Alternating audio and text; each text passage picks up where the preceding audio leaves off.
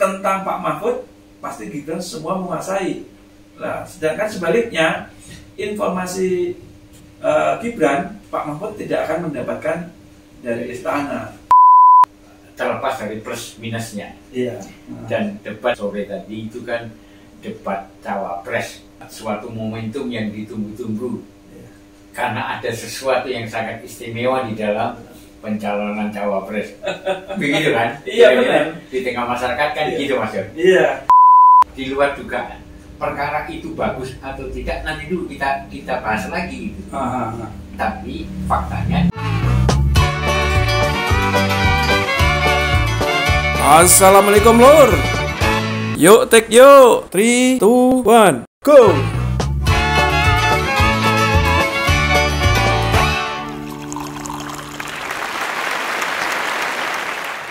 Assalamualaikum warahmatullahi wabarakatuh. Salam jumpa bersama Komentar Mas John dalam Bicara Suka-Suka, Suka-Suka Bicara.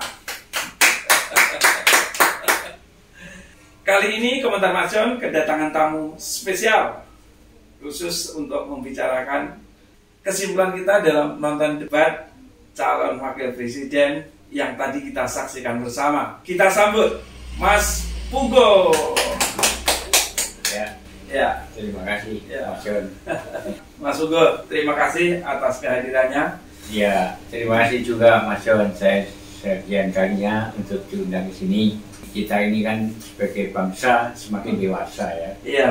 Nah, demokrasi semakin dicoba ya, diupayakan lebih matang, lebih dewasa, lebih akomodatif terhadap substansi dan apa tujuan demokrasi. Nah, 2024 ini kan momentum yang sangat menurut saya signifikan untuk bangsa Indonesia 5 tahun ke depan setidaknya. Sehingga kalau Mas John mengajak masyarakat lewat podcast ini memahami apa itu sebenarnya pemilihan atau pemilu secara umum, siapa tokoh yang akan kita berikan amanah, ini kan cukup bagus untuk mendidik masyarakat. Bukan kita mau menggurui, tapi mengajak lah masyarakat lebih cermat, lebih elaboratif, artinya lebih teliti dan lebih paham siapa yang akan membawa negara ini dalam kemakmuran dan keadilan 5 tahun ke depan. 5 tahun ke depan, ya kan, sesuai dengan tujuan negara di dalam pembukaan Undang-Undang Dasar 1945. Iya, betul. Begini, Mas Pugo, debat presiden yang pertama kemarin, ya itu kan kebetulan kita nggak bisa nonton bareng. Nah, yang hari ini, alhamdulillah kita bisa nonton bareng, bisa saksikan bersama. Nah, dan lumayan seru juga. Ya, cukup bagus. Artinya substansinya juga mereka yang memang juga tokoh-tokoh yang handal, punya pengalaman politik ketika dalam itu. Terlepas dari plus minusnya. Dan debat yang kali ini kan yang tadi sore tadi itu kan debat cawapres, suatu momentum yang ditunggu-tunggu. Karena ada sesuatu yang sangat istimewa di dalam pencalonan cawapres. Begitu kan? Iya, benar. Di tengah masyarakat kan gitu, Mas John. Iya. Tapi menurut saya, Mas, bagi saya pribadi kurang gregetnya kurang ini, masih kalah dengan yang pertama kemarin. Kalau pertama kemarin benar-benar sangat luar biasa itu. Sepakat, Mas John, saya setuju. Jadi masyarakat ini mungkin malam ini banyak yang kecil, nggak mengira sebelumnya. Jadi tidak sesuai ekspektasi sebelumnya. Iya. Kalau kita terutama pada satu calon wakil presiden, dia kalau diundang debat di kampus di mana menghindar, nggak mau berkomentar, nggak ini. Tapi ini harus, karena ini semacam suatu prosedur dalam pencalonan mereka sebagai wakil presiden, sehingga harus ada debat secara nasional. Nah, ini kewajiban ini harus dipenuhi, dan ternyata kalau di dalam istilah politik itu ada namanya kuda hitam. Tapi gini, sebelumnya Mas, kita sebelum berlanjut ngobrolnya, kita di sini netral ya, Mas. Ya mungkin Mas Pugo udah ada pilihan sendiri, saya ada pilihan sendiri. Tapi yang kita obrolkan netral aja, agar sahabat Komentar Mas John juga bisa menilai si A, si B-nya tanpa tanpa kita seakan-akan memihak salah satu paslon seperti itu. Tentu itu harus jadi kesepakatan saya. Ya meskipun saya ini meskipun seperti ini kan juga orang yang berkecimpung di dunia akademik punya fatsun, tata krama di dalam profesi, ya kan. Kalau politik juga ada fatsunnya. Sebagai guru pendidik juga ini yang mengedepankan etika, tentu. Dan kita kan bukan sukses dari salah satu calon itu, bukan tim bukan tim ses. Kita nggak boleh menggiring suatu opini, tapi kita akan bicara objektif. Nah, bicara objektif tentu saja tidak juga lepas dari subjektivitas saya sebagai Mas John. Tapi itu bukan dalam rangka meng-highlight atau mendukung, kemudian menggiring opini, enggak. Tapi kita mengajak netral, supaya ini, kalau menurut pandangan saya begini, pandangan macam begitu, mungkin ada orang lain seperti itu misalnya. Dan silakan si penonton boleh berbeda pilihan, tetapi kita mencoba mengantar, misalkan yang masih bingung untuk menganalisa ini, ada terurai sedikit, memperjelas intuisinya, supaya intuisi yang dia dapatkan secara pribadi ikut terurai, dan biar kualikan sendiri, bukan akhirnya gamblang. Oh, ternyata begitu ya. Jadi sahabat komentar juga bisa menilai obrolan kita nanti. Oh, ternyata paslon ini begini, paslon ini begini, paslon ini begini, seperti itu. Gimana Mas Putu? Kelanjutannya hasil nonton kita tadi? Tadi meskipun terlambat, tadi saya sempat melihat review dari debat tadi. Yang pertama kan Gibran Raka Buming Raka yang maju untuk menjabarkan visi misi. Misinya, dan kalau nggak salah Pak Mahfud yang terakhir Gus Muhaimin atau Caimin ya standar normatif bagus. Yang saya lihat bagus, dan yang tadi yang memang istimewa yang harus disampaikan, dan mungkin rakyat juga, masyarakat juga tahu. Kalau istilah Jawanya nyolong petek. Nyolong petek itu tidak menduga sebelumnya. Tiba-tiba. Mak betunduk gitu. Ya kan rada underestimate, karena underestimate masyarakat juga tidak bisa disalahkan, karena memang banyak gestur politik, ekspresi politik, tindakan-tindakan politik yang tidak memberikan suatu jaminan bahwa ini qualified, ini punya kapasitas, kan begitu. Objeknya begitu. Perkara iya dan tidak kan kita semua cari informasi, termasuk melihat debat ini kan sebenarnya untuk mencari kepastian siapa dia kan.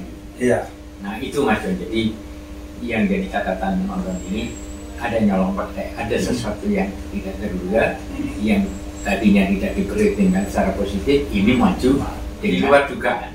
Perkara itu bagus atau tidak nanti dulu kita bahas lagi gitu.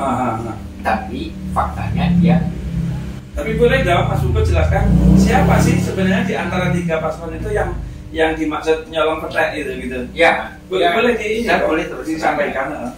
Kalau karena makanya saya terserah seperti itu. Gibran selama ini kan underestimate masyarakat, underestimate yang pro dia underestimate akan kemampuan dia. Dan itu masyarakat tidak salah, punya analisa seperti itu tidak salah, karena yang tadi saya sebut ada gestur politik, aksi politik, retorika politik yang disampaikan oleh yang bersangkutan sebelumnya kan memang tidak menjamin apa-apa, justru memberikan suatu ekspresi yang bisa dinilai negatif, gitu kan. Makanya banyak pembulian dan sebagainya. Nah dalam hal ini saya tidak membela, tetapi ingin menyatakan ternyata memang sebelum cawapres ini debat kan juga ada masalah, pasti nanti disiapkan, pasti ada timnya yang akan membackup dan sebagainya. Itu pasti kan, pasti. Artinya hal-hal sekecil itu sudah menjadi perhatian masyarakat umum. Jadi hari ini memang keren. Artinya seorang Dr. Muhaimin, Profesor Dr. Mahfud MD yang orang tahu lah reputasi beliau, dengan plus minusnya tentunya ya. Iya. Ya pada situasi psikologis tertentu kan juga problem Mas, menghadapi dia berlawanan dengan yang katakanlah anak kemarin sore, yang anak muda, dan secara fatsun politik juga diragukan, ya kan? Iya. Itu bukan diragukan, menjadi masalah. Kalau selama ini kan menjadi masalah. Nah, itu menjadi debat ini memang menurut saya menjadi punya muatan psikologis tertentu bagi para para peserta kontestan. Ya, ya baik Caimin, Pak Mahfud, terus Gibran, ya kan? Iya. Ya kan? Bahkan Mas John juga melihat Pak Mahfud sampai menggunakan pakaian keseharian kebesaran daerahnya, Madura, pakaian masyarakat rakyat. Itu pertama, simbolikanya adalah dia rakyat asli Madura, membela seni tradisi. Yang jelas untuk menggait masyarakat Madura. Bisa jadi. Tapi itu kan asumsi. Ya. Itu untuk menggait suara dari kampungnya misalkan. Kan bisa jadi. Tapi itu sah dan itu positif, menurut saya positif. Boleh-boleh aja. Boleh aja dan itu cinta budaya. Lalu loyalitas terhadap primordial itu akar kebudayaannya. Saya kira masalah. Yang kedua, kalau ada kesimpulan atau asumsi, itu untuk menjadi orang Madura. Yang nggak apa juga, gitu kan? Orang Madura didukung orang Madura bagus saja. Saya orang Kediri misalnya, mencalonkan sesuatu didukung orang Kediri, saya akan menjaring juga, mencari berupaya juga kan? Tidak masalah itu. Yang kedua, secara psikologi, semiotikanya, jadi tanda visualnya itu Mas. Madura itu kan punya temperamen yang maskulin Mas. Kayak orang Betawi yang pakai pangsi dan sebagainya. Madura kan memang gitu. Di luar kerasnya ini ya. Iya, dia punya karakter. Kerasnya karakter ya. Jadi jawara gitu. Iya. Dan di dalam seni tradisional ada pewayangan. Tokoh Madura itu yang paling digemari oleh pencinta wayang itu adalah Baladewa. Itu karena dia memang suka tergiur ke sana, tergiur ke sini, terpengaruh yang tadinya kadang ikut Kurawa, kadang ikut Pandawa. Dia punya karakter utama yang membela kebenaran, tetapi suka tergiring ke sana kemari. Tapi sadar, ketika sadar balik ini. Makanya di akhir peristiwa Mahabharata kan dia tidak ikut perang. Kalau ikut perang hancur semua itu. Baik Pandawa, Kurawa gitu kan. Nah, ya itu cerita wayang. Tapi yang ingin saya ini, seorang Baladewa kan raja yang senang kebenaran dan melawan kelaliman, ya kan? Melawan ketidakbenaran dan dia punya etos heroik gitu. Dan Pak Mahfud sebenarnya tepat memakai pakaian itu menurut saya. Cuman di dalam debat kontestan ini Baladewanya nggak keluar. Ya. Betul nggak? Iya, Baladewanya nggak keluar. Kalau di wayang kerasnya Baladewa kalau pas lagi marah-marah sama nah itu tuh nggak keluar. Nah, seperti takut ambil keceplosan saya Mas. Iya. Nggak apa-apa. Saya kira kan tadi kita udah sepakat berangkat untuk objektif ya. Baik dan buruk plus minus kita sampaikan secara objektif dewasa. Artinya ini tidak merusak kredibilitas seseorang. Kita mohon maaf.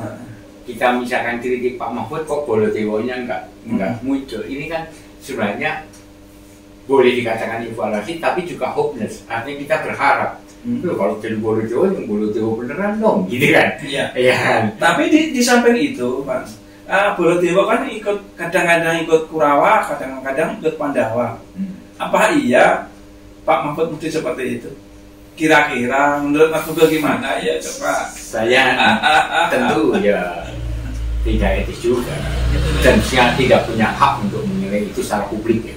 Kalau pribadi itu mungkin saya bisa ngerasain Pak Prabowo dengan kuat, tapi dalam hal ini enggak, dalam ini konteks di konteks di pewayangan beliaunya sebagai orang Madura dan kebetulan di wayang itu kan yang tokoh Madura, yang tokoh bule, itu kan Baladewa.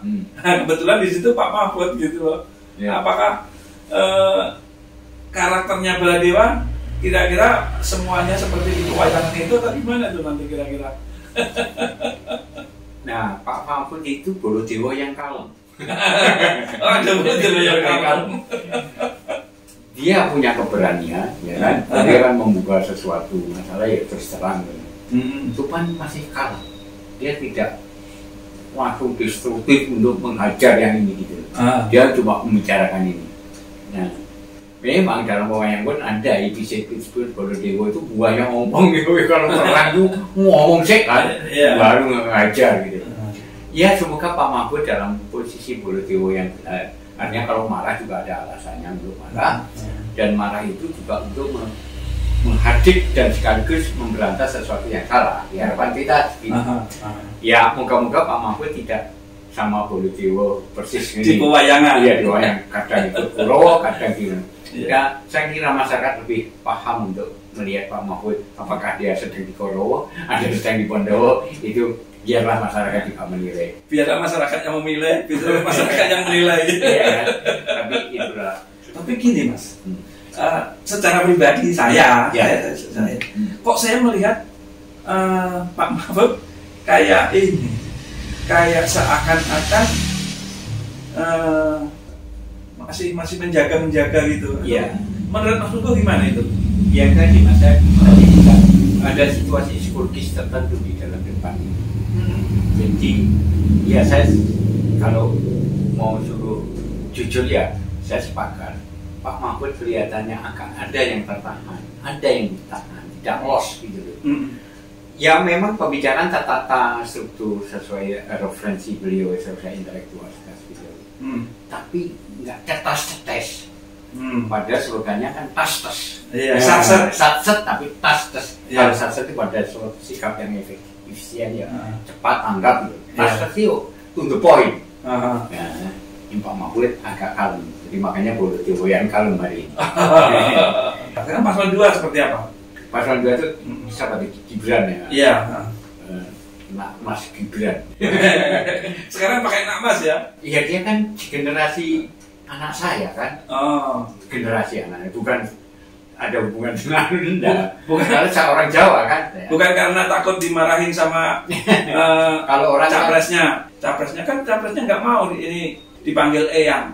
Kan kemarin kan capresnya dipanggil Eyang. Tiba-tiba jangan Gibran aja yang dipanggil Mas. Saya juga dipanggil Mas dong, jangan panggil Eyang kan gitu. Enggak, karena di publik itu kan basa-basi politik juga ada kan. Karena dia anak presiden semua manggilnya Mas Gibran, Mas Gibran. Di debat cawapres formalitas karena dia calon wapres disebut apa. Padahal kan ya memang dia sudah wali kota memang, tapi memang ya substansi yang dia bicarakan apakah betul dia akan menguasai sebenarnya sebagaimana retorika publiknya. Kan ini perlu diuji lagi Pak. Debat itu kurang waktunya kalau mau menguliti seseorang bahwa seseorang itu paham apa yang dibicarakan kan. Iya kan? Ya, itu perlu waktu kan.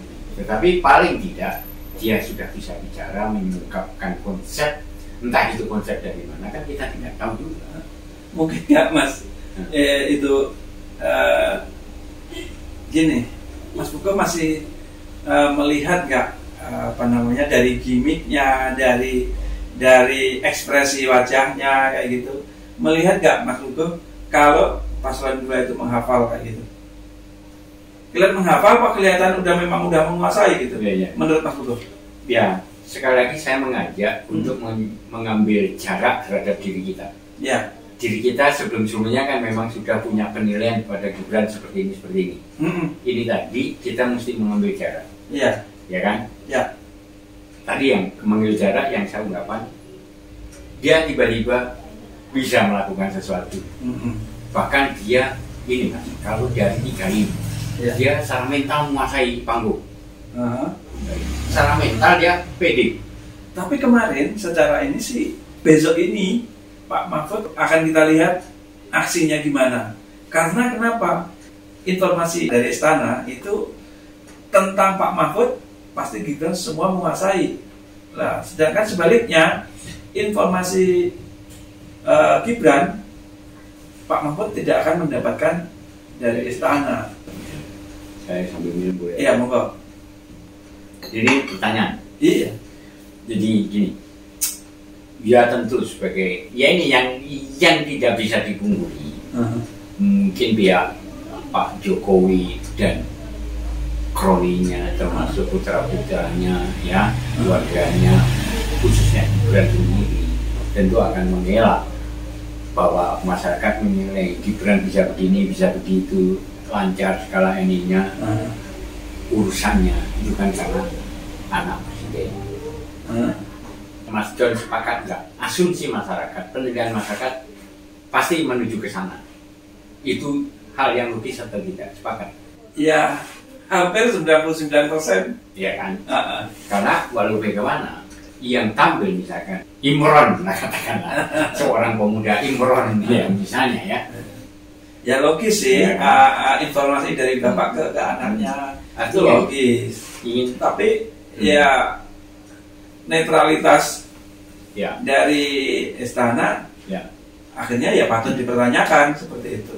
Jadi gini, misalnya kalau bukan Gibran anak presiden Indonesia itu masih bohong, malah justru ketahuan bohongnya kalau itu tidak dikatakan, oh enggak ini tetap prosedural, ini tetap ini, bohong habis, iya kan?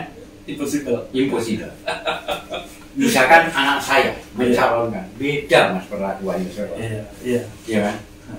Anak Wapres saja ketika itu melanggar fatsun politik, ya kan? Naiknya kan juga tidak sewajarnya, tidak melalui langkah-langkah yang mestinya kan? Akhirnya juga lancar-lancar aja sampai sekarang. Kalau dia aja dibully, meskipun lancar kan tetap dibully. Iya. Misalkan anak saya nggak usah pakai pelanggaran toto kromotan. Kira-kira kalau mau jadi cawapres itu kalau tidak punya prestasi yang memang original, kira-kira dibully nggak? Dianggap nggak? Ya makanya. Iya kan? Nah, itu analoginya. Ya mohon maaf, Mas Gibran nggak usah emosi atau apa pun nggak usah emosi dengan penilaian ini. Ini kan yang terjadi di tengah masyarakat. Kita hanya mengangkat ke permukaan sebagai suatu bahan diskusi kan. Jadi memang begitu. Jadi kalau dia mengklaim dia punya prestasi, itu tidak original. Iya. Atau mungkin kan ada alat yang bisa buat membisik. Misalnya kayak gitu. Oh gitu. Mungkin nggak ya, itu? Ya kecurigaan orang, ya namanya sudah a priori ya.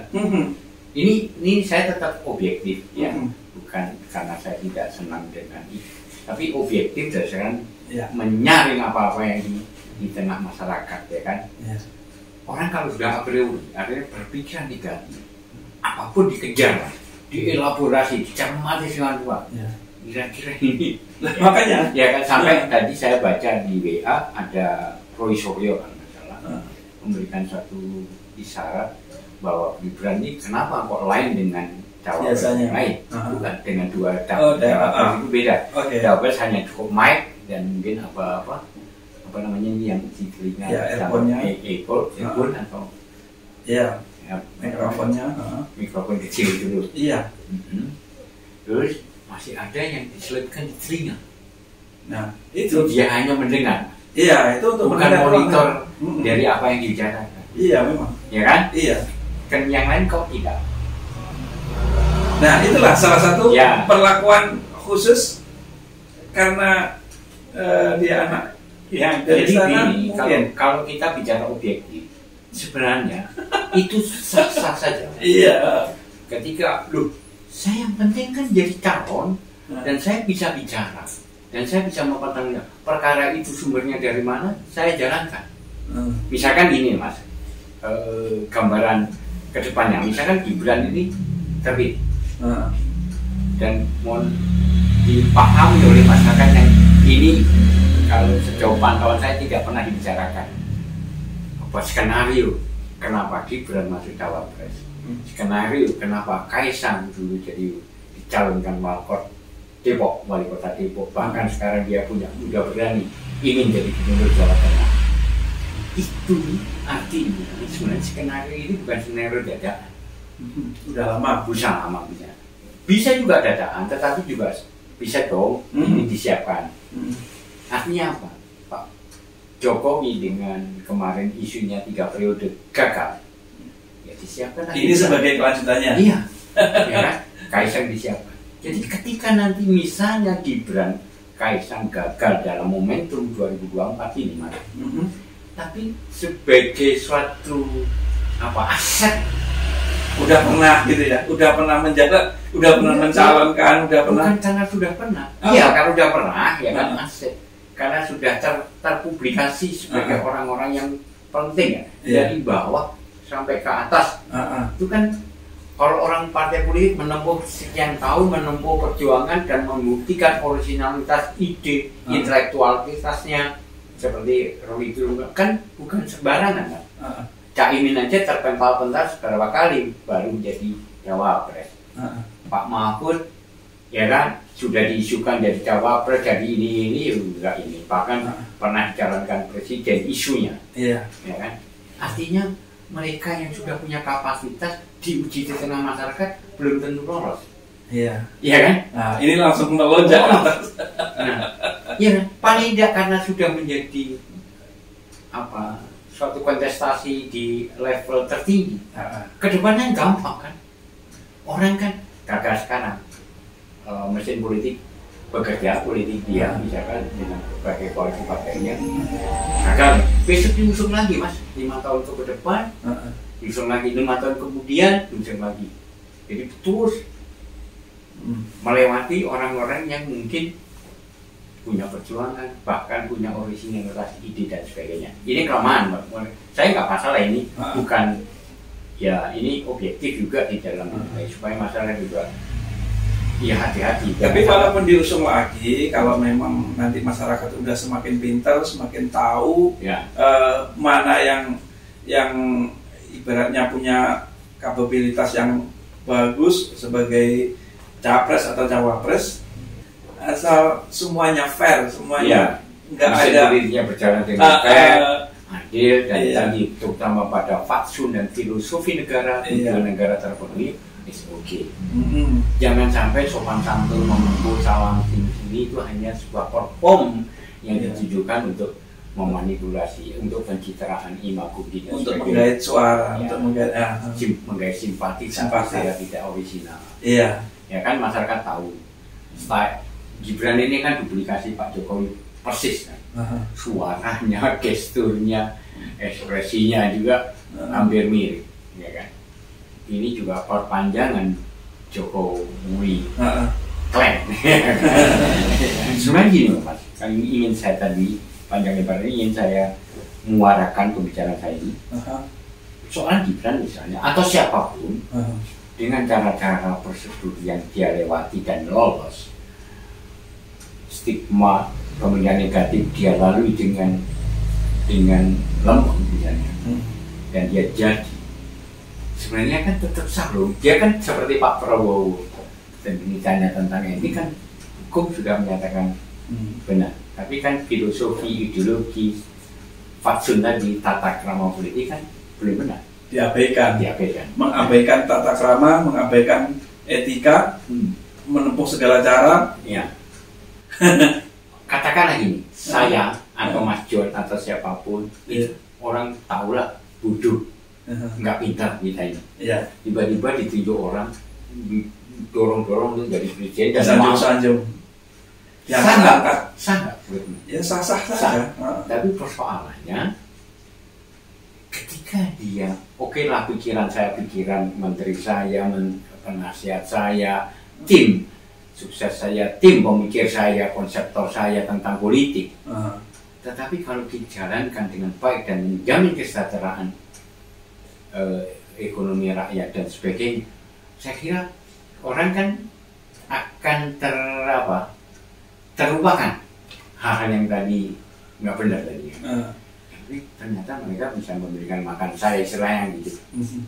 Kan bisa jadi seperti itu, ya kan? Tetapi apakah iya seorang tokoh nasional memimpin negara dengan segala kompleksitas permasalahannya hanya sebagai simbol? Simbol, dia tidak kerja mas. Dia ongkang-ongkang mungkin pelesir kemana, tapi yang kerja orang-orangnya. Hampir mirip seperti boneka dong. Nah ya, kan kita nggak ikhlas juga dong. Iya kan? Iya. Negaranya bersama, bukan negaranya dia sendiri. Iya. Ini kan yang harus ini. Negara kita ini sudah jauh dari negara monarki. Perjuangan para pahlawan dan ini harus kita hormati. Bahkan Sri Sultan aja yang terakhir habis 9 itu menyerahkan ke negara Republik yang mengakui adanya keberadaan dan diikuti oleh sultan-sultan dari berbagai wilayah Nusantara. Artinya monarki itu tinggal monarki kebudayaan. Hanya raja kekuasaan dalam wilayah kebudayaan kan, ya kan, bukan wilayah politik gitu. Nah, kenapa ini dibangkitkan jadi Republikan monarki atau monarki Republikan? Kan aneh. Iya kan. Kalau paslon 1 gimana menurut Mas Pugo? Paslon 1 itu hampir mirip. Kalau di ini dengan hampir equal lah, hampir sama dengan Pak Mahfud. Dia normatif, akademis, yes, teoretikal. Masih berpengaruh nggak sih kalau Pak Mahfud kan memang masih anak buahnya istana. Nah, si Caimin itu kan juga dulunya juga anak buah istana juga. Mungkin nggak paslon 1 sama paslon 3 itu merasa agak ciut gitu loh, karena ya masih kalau kita ya misalkan kita melihat kenyataan itu, apa yang kita ambil saat itu? Ya kita pertama kali kalahkan satu rival dong. Yang satu kerjasama terselubung, misalnya terselubung itu di dalam think tanknya, di dalam satu performnya itu gimana menunjukkan kepada masyarakat ini udah nggak layak gitu. Gimana ya istilahnya orang cara bodohnya ya toh, iki sing tua-tua iki jadi malah cah cilik. Nah gitu loh. Jadi kemarin juga ada yang menduga-duga ini besok ini seru nih debat cawapres nih. Kan ada yang menduga-duga gitu. Jadi besok itu Pak Mahfud dan Caimin bisa jadi Gibran atau Gibran jadi Pak Mahfud dan Caimin. Kalau kita ini kan di luar pemantauan kita karena hal-hal yang sangat sifatnya ya saya bukan pengamat politik praktis ya, nggak tahu persis sejauh mana Caimin punya sikap pada istana, Pak Mahfud punya sikap pada istana atau di luar istana. Tapi memang mereka jelas Pak Mahfud memang orang pemerintah lah sampai sekarang. Caimin tidak, meskipun pernah bahkan masih zaman eranya Pak Teguh ya.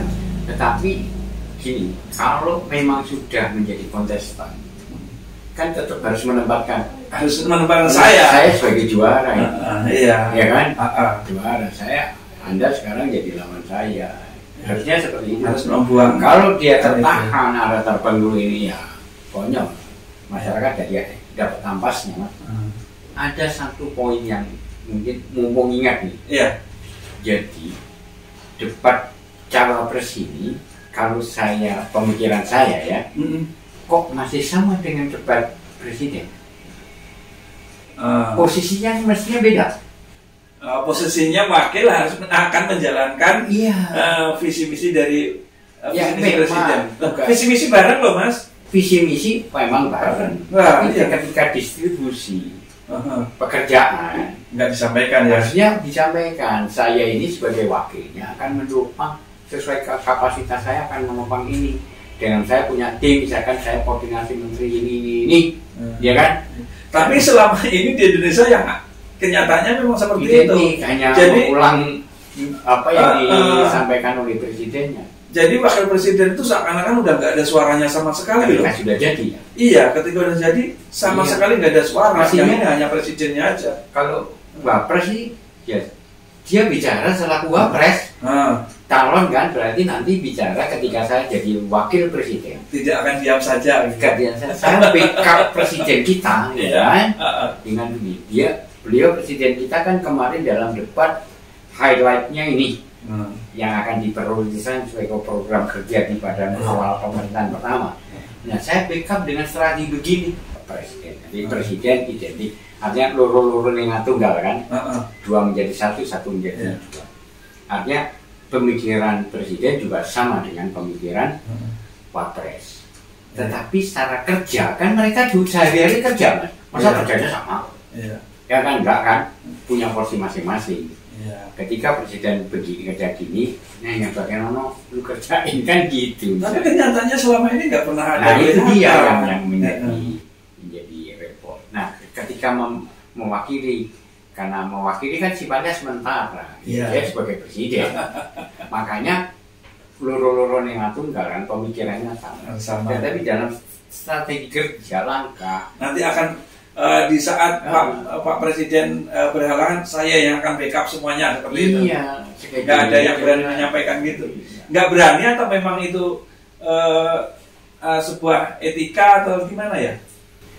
Nggak berani, enggak lah. Atau memang belum terjadi. Belum terpikirkan gitu ya. Oke, baik. Iya kan? Oke, cukup jelas. Nah, sekarang saatnya Mas Bugo menyampaikan kesimpulan dari pembicaraan kita ini ke sahabat Komentar Majon. Baik, terima kasih pada sahabat Komentar Majon. Ya ini ngobrolan santai, ngobrolan seperti biasa teman-teman ada di warung kopi, bukan obrolan yang sangat serius atau hal yang harus ini, enggak lah, sama lah. Kita juga orang awam, kita asumsi kita juga bisa salah, ya kan? Tapi juga mungkin ada hal yang memang patut untuk jadikan satu inspirasi, ya kan? Yang penting dalam ini demokrasi, mari kita song-song, kita dukung untuk berjalan lebih sehat, lebih matang, lebih dewasa. Untuk ini kematangan, kedewasaan justru dan meningkatkan wawasan pengetahuan juga harus terjadi pada kita semua. Kita tidak boleh menuntut saja, tapi kita juga harus punya tanggung jawab. Misalkan kita pilih ini tuh alasannya kuat, bukan karena emosi pada kepentingan kelompok misalnya atau apa, tapi hati nurani kita yang menuntut bahwa yang kita bela adalah kebenaran, yang kita bela adalah nasib bangsa dan negara, bukan tokoh. Tokoh itu hanya perantara. Sekali lagi, tokoh itu tadi bisa saja simbol, tapi ya jangan sekedar simbol, tapi simbol yang benar-benar bermakna untuk satu implementasi bernegara dan berbangsa. Saya tambahkan, sahabat Komentar Majon, kita boleh beda pilihan, kita boleh beda dukungan. Namun, saya wanti-wanti, pilih dengan hati dan otak. Saatnya ngopi-ngopi, karena kopi semakin dinikmati, semakin nempel di hati.